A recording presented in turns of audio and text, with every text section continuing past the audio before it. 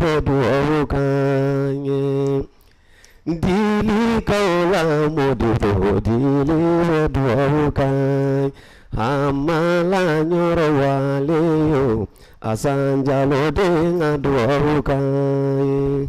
Wa o jara i yɛlɛla joli le kan sisan a bɛ ne fɛ Zikiri kɔni Zikiri ni Jɔ Saramani olu ale ka artiste ye ani Jɔsibi ani Jɛngisibi olu ka d'a ye sa an bɛna Jɛngisibi yɛrɛ wele dolo la ka na sisan Kalifa ni mɔgɔ min bɛ fɛ k'i wele ninnu fila bɛɛ la o b'i lasɔrɔ cogo jumɛn na? Bon, bɛ n lasɔrɔ nɛgɛjuru sira la n'o ye 76 77 83 62 76 77 83 62. D'accord, o diyara n ye komi sujet ka ca Tall fɛnɛ bɛ nalen i ka welewele ka da ani hakilina min b'i bolo o lase i ka kanubagaw ma ani kuma kuncɛ kuma. Ok, a diyara n ye donc n bɛ min fɔ kanubagaw ye dɔrɔn artiste tɛ taa dɛmɛ kɔ. Bon, n tɛ kɛ fitiriwale fana n bɛ nin yɔrɔ la n bɛ barika da fulaw fana ye.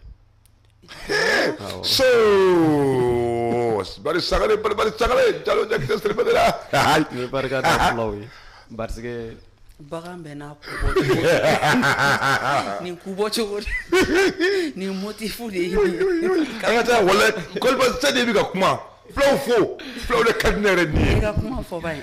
Ok, n bɛ barika da fulaw ye parce que mais e tun y'o fɔ koyi. I ma kuma ne de ma kuma tigɛ a la. Bon ne i ye min fɔ anw ka plateau kan. N ko Tall ye fila ye. I tɛ segin i bɔ ne da la sa Papu ne ni tɛ i tɛ segin o kan i y'a fɔ k'i b'u fo ka ban i b'o to yen i ka min kan ka fɔ quoi i b'o de fɔ sisan. Mɔgɔ kana kɛ ɲuman dɔnbali ye quoi. Tanawa. Parce que ne ka bɔ Sina Tama na fulaw de kɛra a sababu ye. Awɔ. Bon i b'a dɔn fɛn bɛɛ la ɲuman b'a la juguman b'a la an b'a ɲumanw fo. Ani fulaw de fana ye misi di ne ma. Alahu akibaru. Ya Ala ti kalo saba bɔ. Ɲaamɛ jɛ tɛ bi dɛ. Gonga. Fulaw ka di mɛn. Fulaw ye ko caman kɛ n ye mais n b'a fɔ yɔrɔ bɛɛ ne ka ye cogo ɲuman na o sababu bɔra marakadenw na.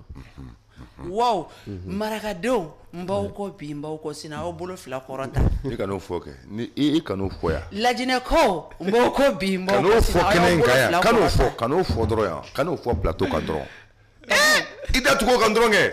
Jumɛn? I ka marakako kɛ n'i ka filako Laginɛ ka ko i da to a kan n b'i lebu san. Kana jugu ni yɔrɔ jan dɛ.